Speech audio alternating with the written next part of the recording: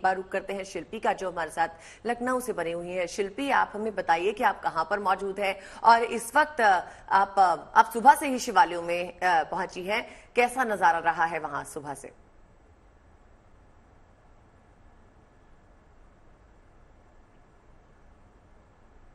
बहुत ज्यादा गर्मी भी है, लेकिन उसके बावजूद आप देख सकते हैं कि लोग लगातार आ रहे हैं।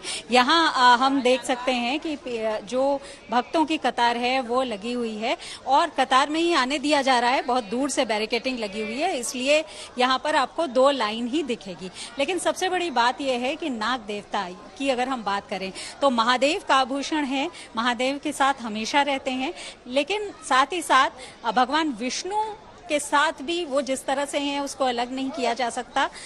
कृष्ण के साथ भी कालिया का जो संबंध है, इसलिए हम कह सकते हैं कि जो अलग अलग पौराणिक कथाएं हैं वो कहीं ना कहीं नाग देवता के बारे में जानने के लिए हमें एक अवसर देती हैं। और आज के दिन जब नाग पंचमी है तो विशेष पूजा अर्चना और नाग देवता को मनाने का दिन है। जैसा कि एक बात कही जाती है कि आज के दिन महादेव का पहले दर्शन करके जो महादेव की मूर्ति पर या जो शिवलिंग में जो नाग देवता रहते हैं उनके दर्शन करने चाहिए। और शिवलिंग में जिस तरह से जलाभिषेक या दुग्धाभिषेक किया जाता है, वैसे नाग देवता को भी दुग्ध चढ़ाना चाहिए। और उसके बाद जैसे लोग यहाँ से बाहर जाते हैं तो कुछ सपेरे भी बैठे हुए हैं, नाग देवता को लिए हुए बैठे, उनका लोग दर्शन करते हैं, उन्हें कुछ पैसा रुपया देते हैं, जो अपने आप में हम कह सकते हैं कि एक परंपरा है, उसका भी निर्वहन यहाँ लोग करते हैं। क्योंकि आप जानती हैं कि कोई भी पर्व, सनातन संस्कृति का कोई भी पर्व सभी के संरक्षण का पर्व है, जिसको लोग मनाते हैं। आप देखिए महिलाएं लगातार आ रही है, क्योंकि दोपहर का वक्त है, फिर भी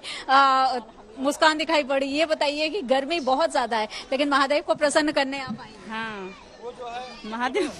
अच्छा, आज नाग पंचमी भी है, तो क्या कहना है कि आज की विशेष कुछ पूजा अर्चना? रोज विशेष पूजा है, जितना शंभू जी की पूजा जितनी की जाए वो कम ही है। बिल्कुल शिल्पी, क्योंकि बाबा के भक्तों की तो यही खूबसूरती है। आपको यही नजर आएगा हर ओर कि वो रोज नजर पूजा अर्चना करते हैं, तपस्या करते हैं। तमाम और मेहमान हमारे साथ जुड़े हुए हैं, तमाम सहयोगी जुड़े हुए हैं। गुंजन हमारे साथ लगातार जुड़ी हुई है। गुंजन, आपके पास आ रहे हैं, अब किस प्रकार का माहौल है आप देखने को मिल रहा है श्रद्धालुओं के बीच में? क्योंकि अब जो है ऐसा बोल रहे हैं आप, जैसा बता रही थी लगातार कि ह्यूमिड बहुत ज्यादा है, गर्मी है, ऐसे में क्या आपको नजर आ रहा है कि श्रद्धा में थोड़ी और ज्यादा सैलाब देखने को मिल रहा है या थोड़ी कमी है अभी, क्योंकि दोपहर का टाइम है अभी?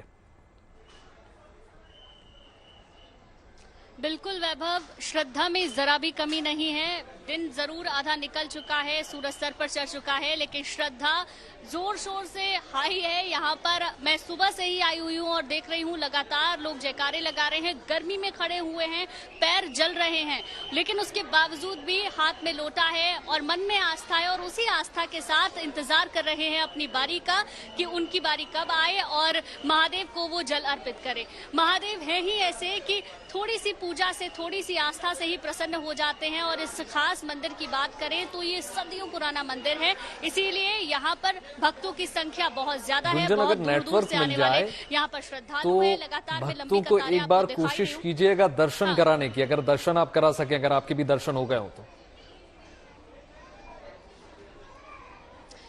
वैभव, मेरे दर्शन जरूर हुए हैं, बट कैमरे के साथ नहीं हुए हैं, क्योंकि अंदर की तरफ आप देख सकते हैं उत्तर प्रदेश पुलिस के जवान भी हैं। अंदर बहुत ज्यादा पूरी तरीके से मंदिर प्रांगण भरा हुआ है, लेकिन फिर भी मैं कोशिश करूंगी अगर दूर से कुछ झलक आप देख पाए। सूरज की तपिश तो बढ़ गई है। आगे आपको शिवलिंग नजर आएगी, पूरा बिल्कुल नजर आएगा, और वहाँ पर अभी महिलाओं की बारी चल रही है। चलिए, दूर से ही सही, लेकिन आगे बढ़ रही है। भगवान के दर्शन तो हो ही गए और गर्मी बढ़ रही है, लेकिन भक्तों का उत्साह भी उसके साथ बढ़ ही रहा है। एक बार रुक करते हैं अनामिका का। अनामिका, आप जहां पर मौजूद है वहां पर कैसा माहौल है? भक्त सुबह से ही वहां पर भी उमड़ रहे होंगे, क्या उसी तरह से वहां भी पूजा अर्चना हो रही है जैसे पूरे देश में हो रही है?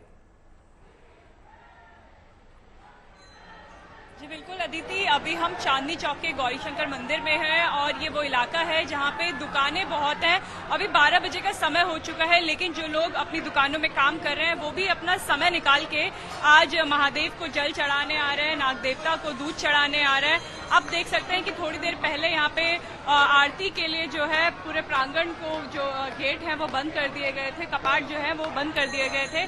आरती यहाँ पे हमने भी जो है देखी, यहाँ पे आरती हुई और अभी आप देख सकते हैं कि लोग अपनी बारी का इंतजार कर रहे हैं, जो दिन में लोग काम करने आते हैं। और एक और खास बात है यहाँ की अदिति, क्योंकि चांदनी चौक का इलाका है, जो लोग आज शॉपिंग करने यहाँ आए हैं वो भी दर्शन कर रहे हैं बाबा के, और जो मंदिर में व्यवस्था है जल चढ़ाने की, उसी व्यवस्था का इस्तेमाल करके इस समय वो नागपंचमी के दिन जल चढ़ा पा रहे हैं, दूध चढ़ा पा रहे हैं और पुण्य कमा पा रहे हैं। आप देख सकते हैं कि सैलाब जो है अभी भी 12 बज चुके हैं, 12 बजे से ऊपर का समय हो चुका है, लेकिन आस्था में कहीं कमी नहीं है। जैसे हमारी सहयोगी शिल्पी भी बता रही थी कि लखनऊ में गर्मी है, दिल्ली में भी उतनी ही गर्मी है, लेकिन जो भक्तों को देखकर ऐसा लग नहीं रहा है कि इनको उस गर्मी से कोई असर पड़ रहा है। जो बिल्कुल अनामिका, देखो तस्वीरें तो बिल्कुल स्पष्ट तौर पर देखने को मिल रही हैं और जैसा कि आप दिखा ही रही हैं लगातार कि किस प्रकार से उत्साह जबरदस्त है। और भक्तों की अगर हम बात करें तो खचाखच इस वक्त मंदिर प्रांगण जो है भरा हुआ है।